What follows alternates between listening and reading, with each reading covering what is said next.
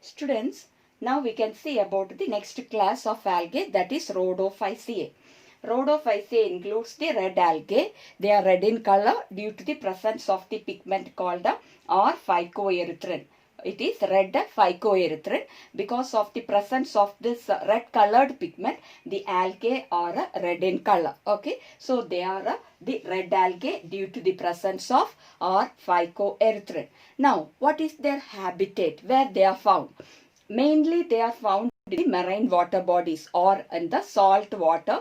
We can see this algae. Okay, and some of them are also found in brackish water where the fresh water and the sea water mixes. Okay, so in brackish water also we can see this red algae, and very few are found in the freshwater bodies. Okay, mainly they are found in marine water, and even in brackish water we can see them, and very few is found in the freshwater bodies. Okay, then in greater concentration they can be seen in warmer areas. So where the water is little warm, in such areas we can see the concentration of this red algae in more amount. Okay, so more algae, more red algae can be seen in warm areas.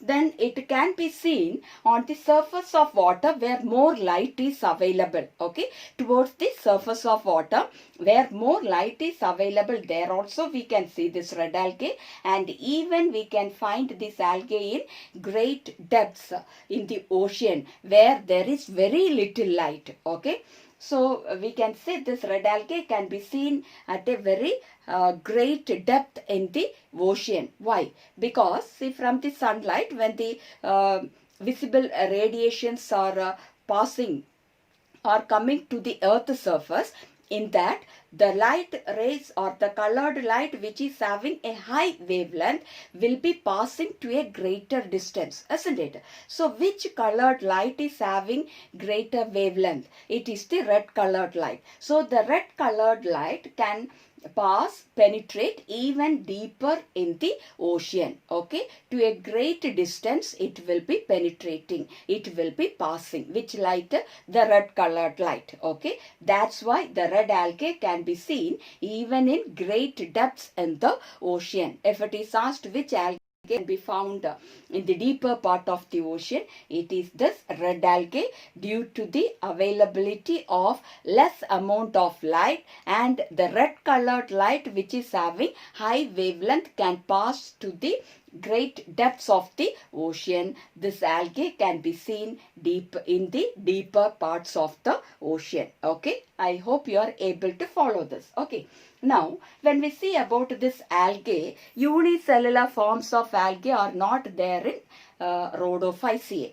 All are multicellular. Okay, Rhodophyceae includes multicellular algae, and if you see the body organization, it is having complex body organization than the green algae and the brown algae. What do you mean by that? That means their thallus, their body is more developed, is more well developed than the green algae and the brown algae. Okay, that's why we can say it is having a complex body organization. Now, when we see about the stored food, the food which is synthesized and stored, it is said to be Floridian starch. It is a type of starch. It is named as Floridian starch. Okay, and it is similar, the starch is similar in structure to that of amylopectin and glycogen. So what is this amylopectin? It is a branched polysaccharide. It is nothing but a type of carbohydrate. Okay, it is a branched polysaccharide, or we can say it is a form of starch.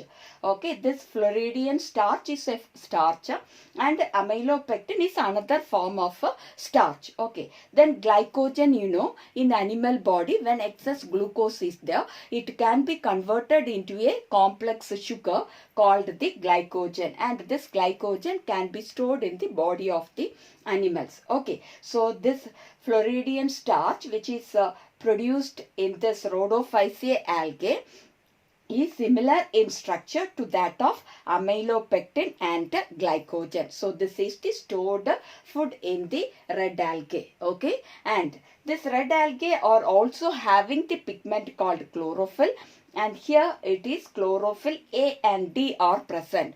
In chlorophyceae we have seen chlorophyll A and B are there. In Phaeophyceae chlorophyll A and C are there, and in Rhodophyceae chlorophyll A and D are there. Even though the major pigment which is present in this red algae is red or phycoerythrin, it is also having the pigment chlorophyll A and D. Okay. Now when we see about their cell wall, the cell wall is made up of cellulose, pectin and polysulfate esters. Okay. The cell wall is made up of cellulose, pectin and polysulfate esters. Pectin already we have seen, it is nothing but formed of galacturonic acid. Okay. That is pectin, and then one more component is there, it is polysulfate esters. So this is the composition of the cell wall. That means cell wall is made up of cellulose, pectin and polysulfate esters. Okay, I hope you can understand this part. Now next, when we see about the reproduction, just like the other algae, it also reproduces vegetatively, asexually and sexually. Vegetatively, they reproduce by the common method called the fragmentation, in which the thallus will be dividing into fragments and each fragment can develop into a new algae. Asexually, they used to reproduce by producing spores, and here the spores are non-motile. That means they do not have flagella, so they cannot move. Then how they move? Due to the water currents. The water can carry the spores from one place to another. Okay. So asexually they reproduce by spores, but the spores are non-motile. And sexually they reproduce by producing gametes. Okay. So which type of fusion occurs? Here it is oogamous. What is oogamous? One of the gamete, that is the female gamete, is very large, and the other gamete, that is the male gamete, is very small. But here also the gametes are non-motile.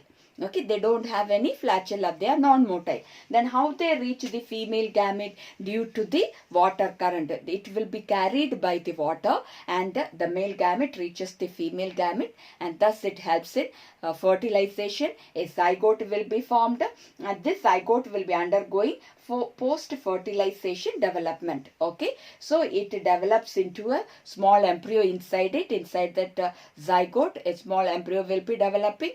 Okay, which will be converted into the spores, which can develop into a new individual. That is post-fertilization development. Post means after fertilization. Okay, what is fertilization? It is the fusion of male and female gamete. So after fertilization, a zygote development will be occurring, inside which small embryo will be there, which develops into a new algae. Okay, I hope you might have understood this. Now examples of this Rhodophyceae is Gracilaria, Gelidium, Polysiphonia and Porphyra. Porphyra, we have seen that it can be used as a food.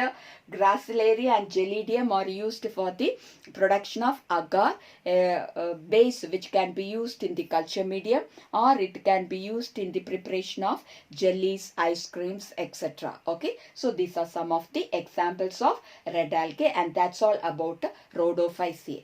Okay, children.